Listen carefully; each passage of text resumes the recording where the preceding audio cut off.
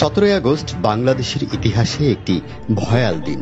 সকালটি শুরু হয়েছিল অন্য সকালের মতোই, কিন্তু বেলা গড়াতেই সারা দেশ থেকে আসতে থাকে বোমা হামলার খবর।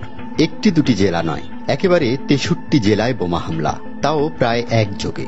2005 সালের 17 আগস্ট জঙ্গিদের বোমার আঘাতে ক্ষতবিক্ষত হয়েছিল সারা দেশ। ইতিহাসের পাতায় লেখা নজিরবিহীন এমন কাণ্ড আজও আতঙ্কিত করে দেশবাসীকে।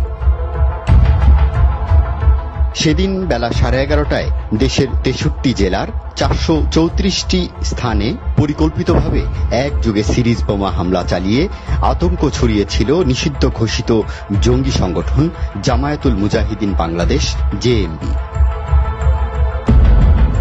এমন ন্যাক্কারজনক ঘটনায় স্তম্ভিত হয়ে যায় গোটা দেশের মানুষ।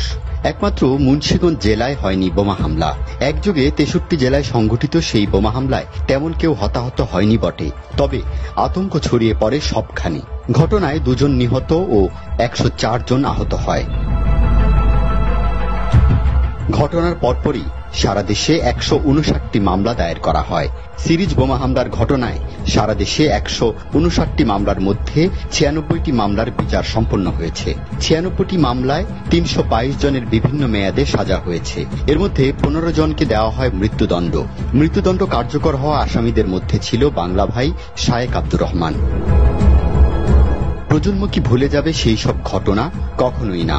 প্রজন্ম ভুলে যায়নি সেসব। দেশটাকে একটা জঙ্গিবাদের দেশ হিসেবে গড়ে তোলার বহু চেষ্টা করেছিল বিএনপি জামায়াত সরকার, কিন্তু পারেনি, কারণ দেশটা যে তাজা রক্তের দামে কেনা।